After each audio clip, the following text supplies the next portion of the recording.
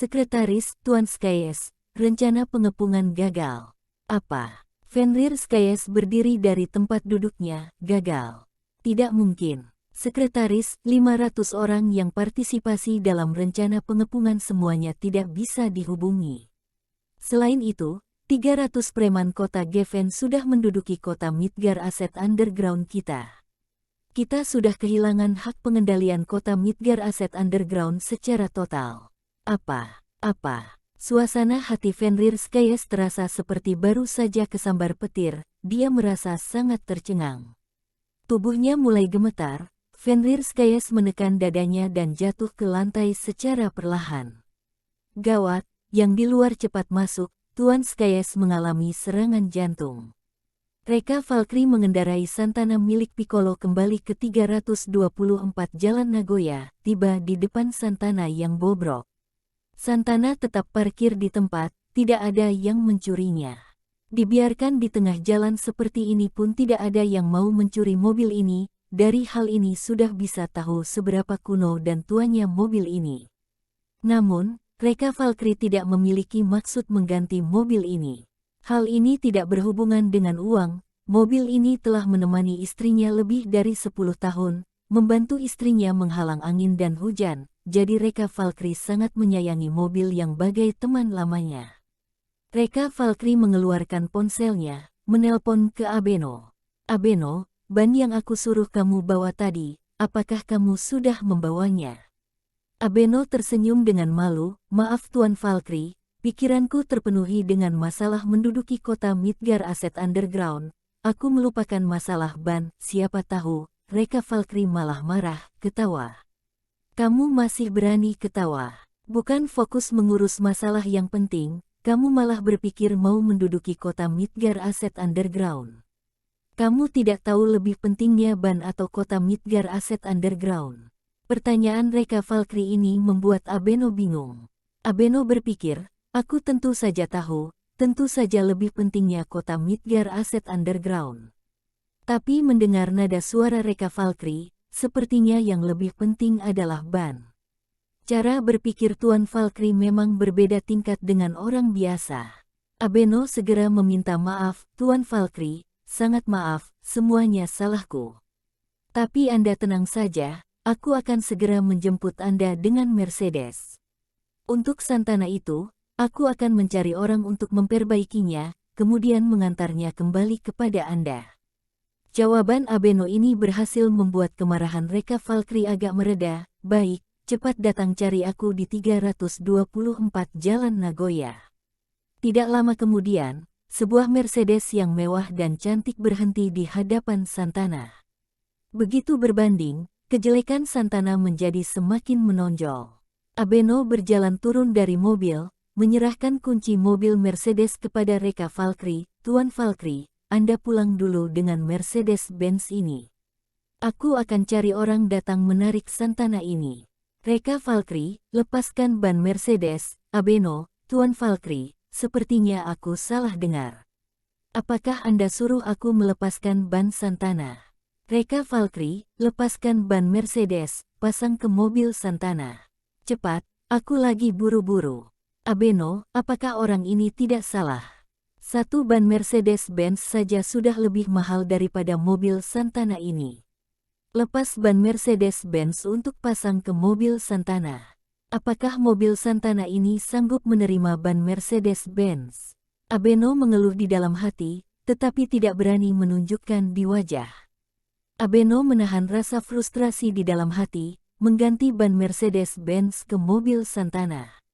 Reka Valkyrie pergi dengan Santana yang kuno dan tua, meninggalkan Abeno panik sendirian di tempat.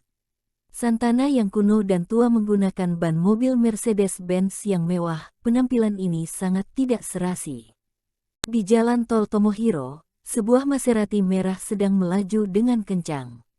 Mobil mewah ini bergerak dengan kecepatan tinggi, tampak menyilaukan dan bersinar. Yang mengemudi mobil ini adalah seorang gadis cantik yang sama-sama menarik dengan mobil Maserati. Gadis cantik dan mobil mewah ini menjadi pemandangan terindah di jalan tol. Gadis cantik yang sedang mengemudi adalah gadis muda cantik yang sebelumnya menyaksikan Reka Valkyrie menerima pemujaan dari ribuan tentara.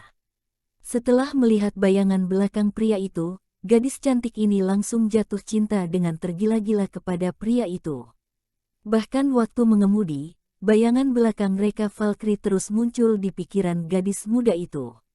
Gadis cantik itu sadar dirinya telah jatuh cinta kepada pria itu dan tingkat jatuh cintanya adalah tingkat yang dirinya tidak bisa kendalikan. Demi bisa melihat sosok pahlawan itu setiap saat, gadis cantik itu bahkan menato bayangan belakang Reka Valkyrie ke kukunya. Begitu teringat dengan suatu hari dirinya mungkin bisa menghabiskan waktu menyenangkan dengan pahlawan itu, ditekan di bawah tubuhnya yang kuat dan gagah, gadis cantik itu terasa semangat dan tidak bisa menahan diri. Hal ini membuat gadis cantik itu terus menginjak pedal gas dan kecepatan mobil terus melonjak. Hanya kecepatan yang tinggi ini bisa membuat gadis cantik melampiaskan hasratnya. Pada saat gadis cantik sedang menikmati gairah ini, mobil di sebelahnya tiba-tiba melaju melewatinya. Gadis cantik tercengang sejenak, kemudian melihat ke speedometer mobilnya, 180 km per jam. Sialan, dirinya sudah mengemudi dengan kecepatan ini dan masih ada orang yang mengemudi lebih cepat darinya.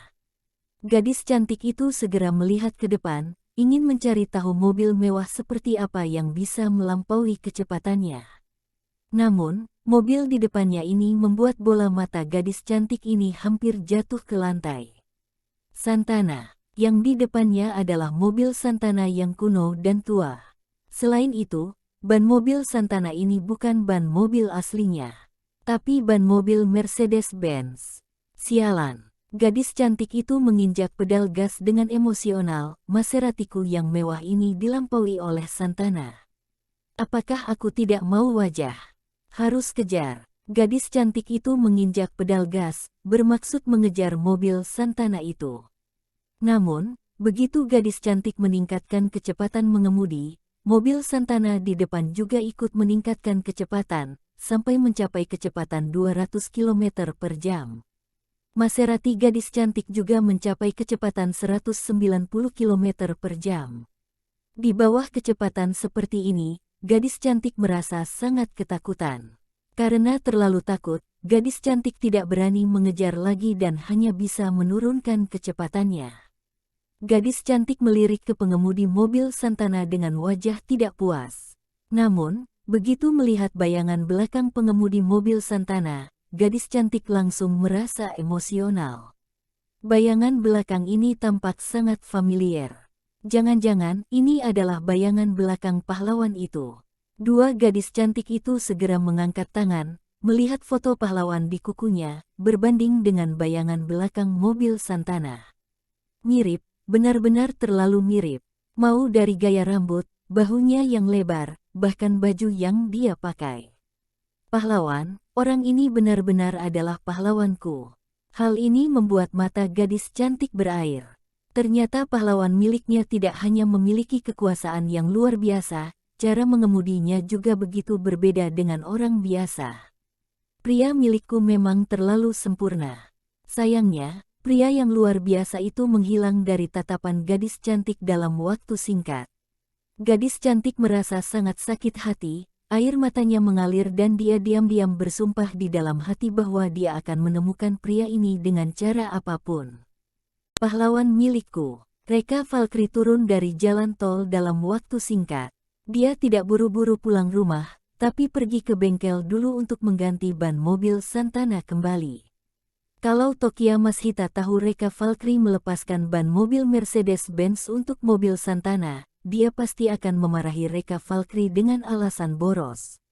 Sementara suasana hati pekerja bengkel terasa sangat kacau melihat pasangan ban dan mobil yang unik ini. Mobil Santana memakai ban mobil Mercedes-Benz, ini adalah pertama kali pekerja bengkel melihat pasangan seperti ini. Setelah mengganti ban kembali, Reka Valkyrie pun mengemudi menuju Tomota Group. Tidak tahu proses renovasi aula Tomota Group sudah sampai mana. Tokia Mashita pasti akan sangat senang kalau dia tahu Reka Valkyrie si pekerja mendapatkan proyek wisata bernilai ratusan triliun. Pada saat yang sama, Sebuah Maserati berwarna merah berhenti di depan gerbang gedung Tomota Group. Mobil Maserati itu adalah mobil gadis cantik tadi. Pada saat itu, pemilik mobil Maserati merah, yaitu si gadis cantik sedang duduk di ruangan Tokia Mashita.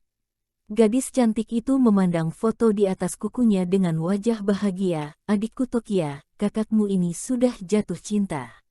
Tokia Mashita menatap ke gadis cantik dengan wajah yang tidak tahu harus ketawa atau menangis. Wow, aku mau melihat pria mana yang bisa menangkap hati gadis tercantik di kota Midgar. Gadis cantik menunjukkan foto di kukunya kepada Tokia Mashita. Lihat, tampankan.